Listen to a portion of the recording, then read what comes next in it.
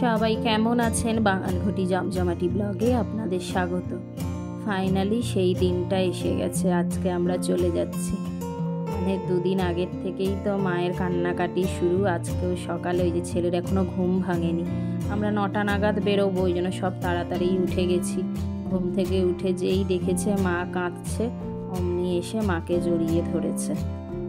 এই বিদায় বেলাটা সবসময় যে এতটা কষ্টের হয়, মানে প্রত্যেকবার ভেবে আসি যে না, এইবারে যাওয়ার সময় একদমই মানে মন খারাপ করব না, কারণ আবার আসবো, যখন চাইবো আসতে পারবো।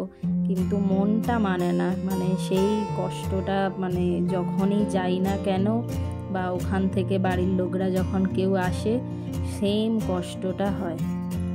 এই যে সব রেডি হয়ে গেছি, বেটুও যাচ্ছে জানেন তো আমাদের এয়ারপোর্টে ছাড়তে। আসলে এইবারে তো অঙ্কুর আসতে পারেনি কিছু কাজের জন্য, তো বেটুটার জন্য আমার সবচেয়ে বেশি খারাপ লাগে। মানে আমরা না থাকলে, মানে এত সব লোক থাকা সত্ত্বেও বাচ্চাটা যেন আমার একা হয়ে যায়। ওই জন্য আমাকে সকালে উঠে বলছে, মাম্মা প্লিজ আমাকে নিয়ে চলো। আর এত কান্নাকাটি করে না, তো আমার খুব টেনশনই হচ্ছিল যে ওখানে গিয়ে যদি কান্নাকাটি করে তো মানে ওকে ছেড়ে যেতে আমার বেশি মানে কষ্ট লাগবে। নিয়ে আমায় বলছে, না মাম্মা আমি প্রমিস করছি আমি একটুও কাঁদবো না, আমাকে নিয়ে চলো। আর মুখটা এমন করে রেখেছে না, ওই জন্য মানে আমিও আর থাকতে পারলাম না, নিয়ে যাচ্ছি।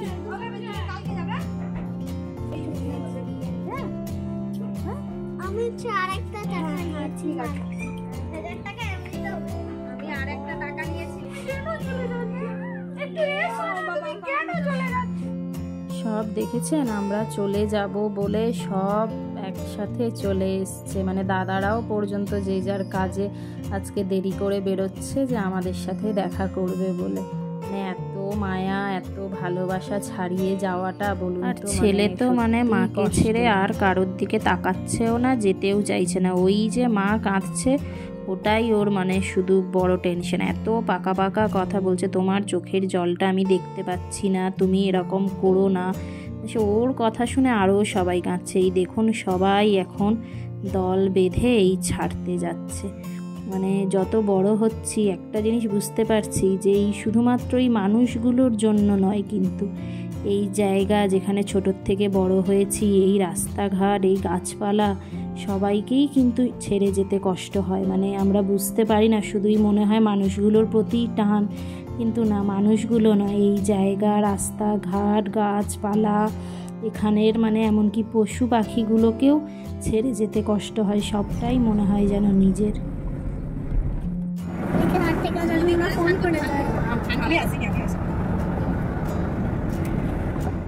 এই যাওয়ার পথেই এই আমার দিদির বাড়ি পড়ে, মানে হাসি খুশির বাড়ি। ওরা তো আমরা চলে যাব বলে আমাদের সাথেই ওখানেই ছিল, তো ওদের দিকেই এখন নামিয়ে দিলাম, এরপরে আমরা বেরিয়ে যাব। বাবা আমাদের ইন্ডিয়ান আর্মি যে তোমার এয়ার ফোর্স আছে, ওর ফাইটার। কোনটা প্লেন? প্লেন নয়, ফাইটার জেট। তো ওটা দেখো, জেট ফাইটার। তুমি যেটা তুমি যাবে সেটা। পৌঁছে গেছি, আমাদের 1:15 ফ্লাইট, কিন্তু এখনও 11:30 বাজেনি। চলে এসেছি, ওই জন্য কিছুক্ষণ থাকি বাইরে, কারণ ভেতর অবধি তো আর ওরা ঢুকতে পারবে না। ওরা সবাই জানে যে ভেতরে কিন্তু ঢোকা যাবে না, তাও দেখুন এই ছোট ছোট বাচ্চাগুলো সবাই অত দূর থেকে, আমাদের বাড়ির থেকে প্রায় 1.5-2 ঘন্টা লাগে এয়ারপোর্ট আসতে। সবাই দেখুন এসছে, ভেতরে ঢুকতে পারবে না জানা সত্ত্বেও। এইবারে ঢুকে যাব। এখন এই 11:15 হয়ে গেছে, ছেলে মামুর আদর খাচ্ছে। বেটুর মুখটা দেখুন একবার, একদম চুপচাপ হয়ে গেছে। এই যে ঢুকে যাচ্ছি দেখুন না, মানে বেটুকে ছেড়ে যেতে যেন আমি পারছি না। মানে ওর মুখটা পুরো মানে চোখ টোক ছলছল করছে জানেন তো, এত ওকে দেখে আমার কষ্ট হচ্ছে বেচারা। মানে পারলে যেন যদি বলি ওকে যে বেটু চলো, ও এক্ষুনি মানে আমাদের সাথে চলে যাবে। তবে এইবারে জানেন তো কষ্টের সাথে সাথে একটু টেনশান কাজ করছে। আসলে কোনো দিন তো একা ছেলেকে নিয়ে যাইনি তো কোথাও, এই ফার্স্ট যাচ্ছি, তো এটা একটা বেশ টেনশান যে কিভাবে ঠিকঠাক করে নিয়ে যেতে পারবো কি না, মানে ও ঝামেলা করবে কি না, বায়না কান্নাকাটি, হাজারও একটা টেনশান এখন আমার মানে মাথায় ঘুরছে। লাগেজ দেওয়া হয়ে গেছে, চেকিংও হয়ে গেছে, এদের মানে সত্যি কলকাতা এয়ারপোর্টে মানে এর আগে তো কখনো ছেলেকে নিয়ে একা আসেনি, তো বুঝতে পারিনি। মানে যখনই দেখেছে, আর এইটা তো মানে এই 1:15 এই টাইমটা তো প্রপার টাইম, তো মানে এত ভিড় এখন কি বলবো। তো যাই হোক, এই যে ছেলেকে নিয়ে হচ্ছে যে একটু চেঞ্জিং রুমে এলাম, চেঞ্জও করিয়ে দেবো, একটু খাইয়েও নেবো। তো যেটা বলছিলাম যে মানে এরা যখন এত লম্বা লাইন ছিল মানে লাগেজের কাছে কি সিকিউরিটি চেকিং, যখনই দেখেছে যে আমি একা ছেলেকে নিয়ে আছি, এসে জিজ্ঞেস করলো যে আপনি কি একাই আছেন বাচ্চা নিয়ে, নাকি আপনার সাথে কেউ আছে। যখন আমি বললাম যে না আমি একাই, মানে কোনো অত যে লম্বা লাইন, কোথাও লাইনে দাঁড়াতে হলো না, আলাদা করে নিয়ে গিয়ে সব কিছু করিয়ে দিল। এমনকি এটা দেখুন, এখানেও এই যে বাসে উঠে যে যাব, এখানেও পুরো লম্বা লাইন একদম। এখানেও যখন দেখেছে যে একা ছেলেকে নিয়ে আছি, আমাদের দিকে আগে ছেড়ে দিয়েছে। এই যে বাসে উঠে গেছি, ওই বাসেও বসার জায়গাটাও পর্যন্ত ছেড়ে দিয়েছে, জানেন। মানে এত ভালো সার্ভিস এখানে পেলাম, মানে যেই টেনশন হচ্ছিল যে কি করে কি করব এতগুলো লাগেজ নিয়ে বা ছেলেকে নিয়ে, কিন্তু দেখলাম যে কোনো রকম মানে ওনারাই সব করে দিলেন, কোনো আমাকে কিছু করতে হলো না।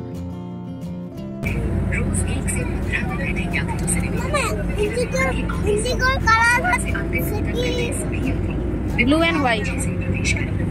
हम आपकी सुखद यात्रा की कामना करते हैं। धन्यवाद। Ladies and gentlemen, এগুলো ইন্ডিগো ব্লু অ্যান্ড হোয়াইট দেখতে পাচ্ছ না? for your safety, we hold on.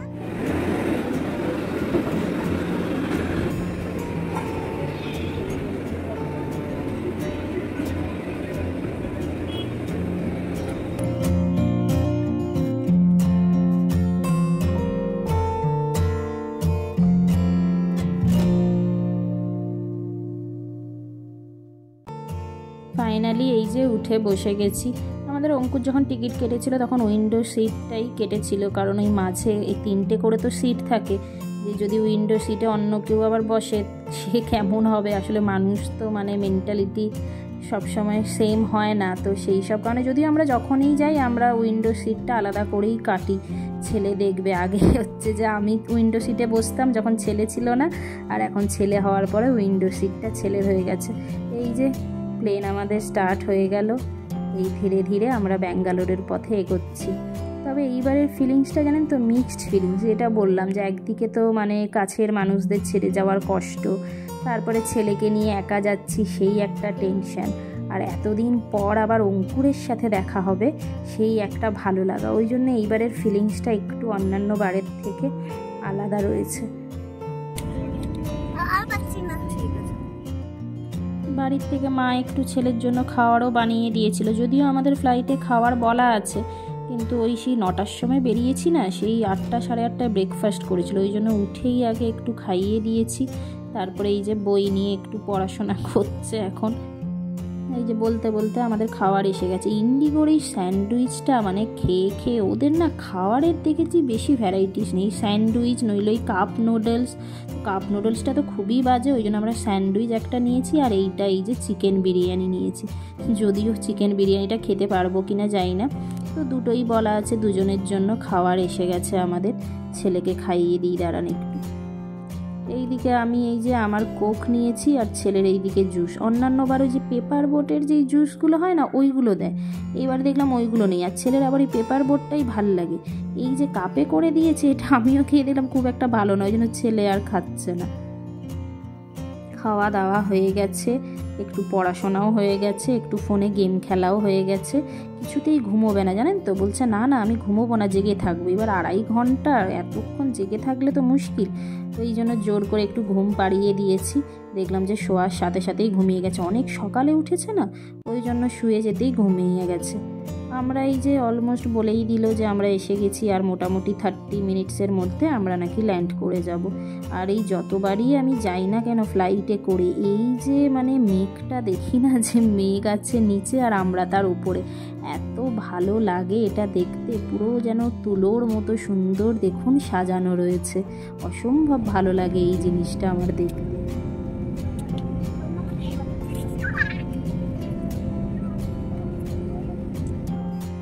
ছেলেও উঠে গেছে ঘুম থেকে, আর আমরা ল্যান্ডও করেছি, মানে পারফেক্ট টাইম। এই ছেলেকে নিয়ে যখন দেখেছি আমি খুব কিছুতে টেনশন করি না, মানে সেই টেনশনগুলোই ছেলে এত ভালোভাবে মানে উতরে যায়, মানে এই যে কত টেনশন করেছিলাম, কারণ বাবার সাথে যখন অঙ্কুর থাকে তো মানে সেই কি ডিস্টার্ব করে, মানে দুষ্টুমি করে। কিন্তু এই যে আমার সাথে এসেছে না, কোনো রকম দুষ্টুমি নেই জানেন তো, বরং নিজে মানে সমস্ত বলতে গেলে দায়িত্ব নেওয়া, আমার হাত ধরে নিয়ে যাওয়া, আমাকে খাইয়ে দেওয়া, তারপরে কোথায় যে ওই যে যেখানে চুপ করে দাঁড়াতে বলছি দাঁড়িয়ে থাকছে, মানে সমস্ত কিছু ও করছে। আমরা এই লাগেজের জন্য দাঁড়িয়ে আছি, এইটা একটা মানে খুব বাজে লাগে, মানে কত যে টাইম এই লাগেজের জন্য দাঁড়িয়ে থাকতে হয় না, মানে এখনও সেই প্রায় 15 মিনিট ধরে দাঁড়িয়ে আছি, এখনও আমাদের লাগেজ এলো না। এদিকে অঙ্কুর তো চলে এসছে, অঙ্কুর আমরা আসার 2 ঘন্টা আগেই, মানে আমরা কলকাতাতে মানে ফ্লাইটে উঠেছি, অঙ্কুর প্রায় তখনই পৌঁছে গেছে। লাগেজ টাগেজ নেওয়া হয়ে গেছে, এবার এই বেরোচ্ছি। আর ছেলেকে দেখুন, ওই বাবার সাথে দেখা হবে না, ওই দেখুন দেখুন কিভাবে দেখছে যে কোথায় ওর বাবা দাঁড়িয়ে আছে, ছটপট করছে পুরো। আরে ওই তো বাবা, চলো চলো।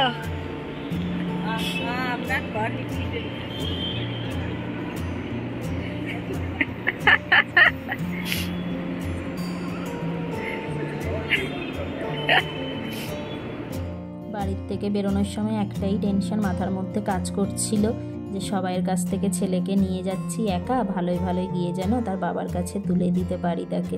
ফাইনালি এই ছেলেকে ভালোই নিয়ে এসে বাবার হাতে উঠিয়ে দিলাম। তবে হ্যাঁ, এই একটা নতুন অভিজ্ঞতা হলো, বেশ অন্যরকম অভিজ্ঞতা, যে ছেলেকে নিয়ে একা মানে কলকাতা থেকে ব্যাঙ্গালোর চলে এলাম।